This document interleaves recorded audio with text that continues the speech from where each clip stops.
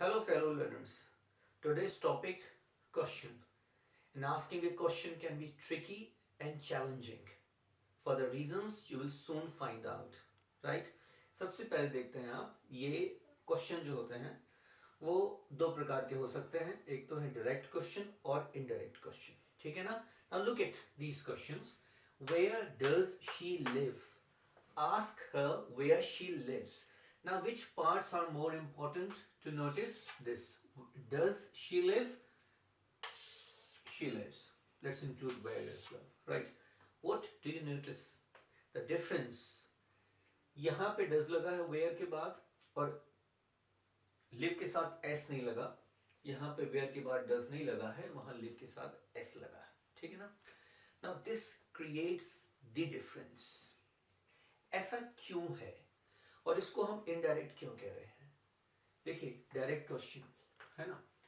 आप एक सिचुएशन को इमेजिन करिए. तीन लोग हैं, मान लो, है ना. मान लो हम मानते हैं कि आशु नाम का एक लड़का है.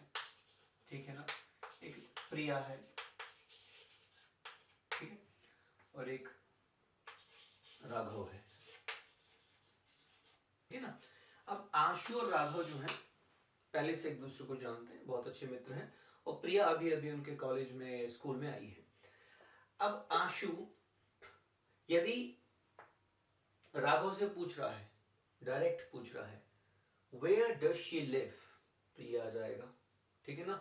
लेकिन वो इससे बोले कि ask her where she lives, तो यहां तो वो उससे पूछ रहा है, सीधे सीधे राघव से पूछ रहा है, assuming that Raghav knows the answer. ठीक है ना. लेकिन यदि आशु को लगता है कि राघव को आंसर नहीं पता है तो वो क्या बोलेगा? Ask her. आस्क हर मतलब क्वेश्चन प्रिया से पूछा जाना है. अभी यहां से पूछा जा रहा था, अभी प्रिया से पूछा जाना है. ठीक है ना. तो और ये क्वेश्चन क्या होगा? इनडायरेक्ट. आशु के पॉइंट ऑफ व्यू से ये इनडायरेक्ट होगा. दूसरी चीज आप बहुत जरूरी नोटिस करें, जो क्वेश्चंस होते हैं ना, questions begin with either helping verbs like is. यहां पे आप देखो डज शी लिव. यदि ये क्वेश्चन होगा तो क्या हो जाएगा? ये आप इसको कहेंगे डायरेक्ट क्वेश्चन. एक टाइप का क्वेश्चन. तो जो क्वेश्चंस होते हैं they may start either with helping verbs is, am, are, will, has, have, had, all that, और they may start with question words like where, why, how, when, what, whom. तो जब where से शुरू होते हैं तो इनका आंसर, जब हेल्पिंग वर्ब से शुरू होते हैं तो उनका आंसर हमेशा यस या नो में होता है ना. अब यहां देखिए वेयर से क्वेश्चन शुरू हो रहा, तो जो चीज वेयर से शुरू हो रही है, क्वेश्चन वर्ड से शुरू हो रही है, तो वो क्वेश्चन होगी ऑब्वियसली. तो ये एक क्वेश्चन है. ठीक है ना. तो इसको समझना. तो ये इंट्रोगेटिव सेंटेंस है, इंट्रोगेटिव, जिसमें क्वेश्चन पूछे जाते हैं. यहां आस्क से शुरू हो रहा है. आस्क क्या है? एक वर्ब है. ठीक है ना.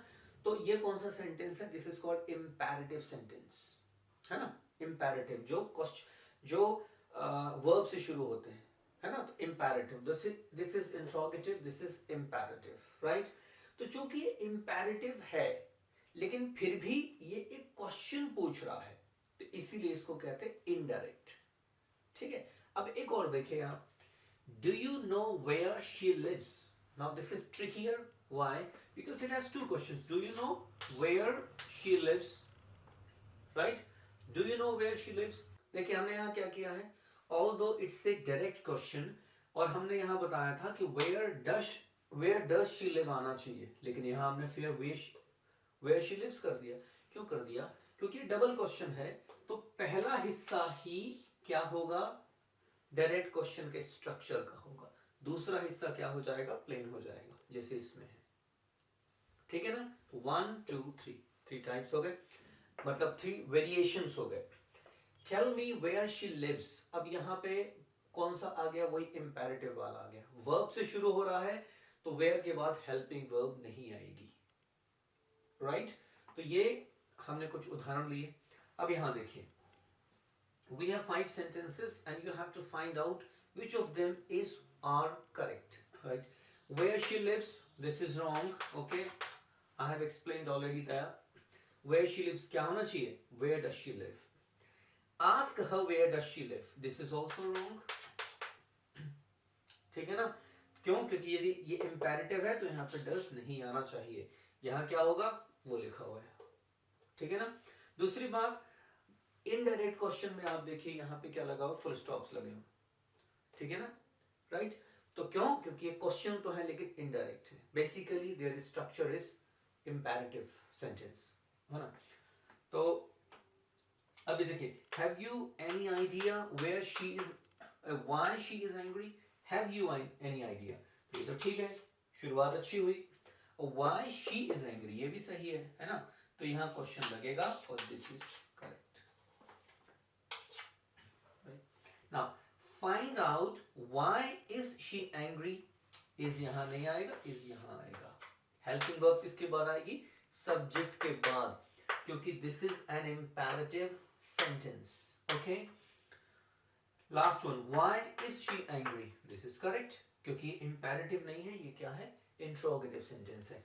इसीलिए क्वेश्चन वर्ड के तुरंत बाद हम क्या लगा देंगे? हेल्पिंग वर्ब लगा देंगे, right. So this is a very brief lecture on question, ठीक है ना।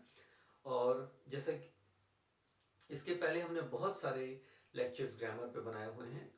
आई would advise you to visit our YouTube channel Kavya foundation.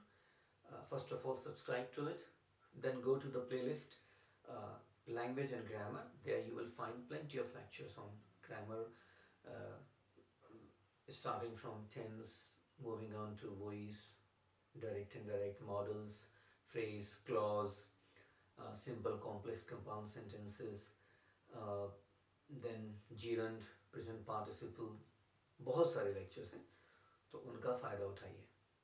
Thank you.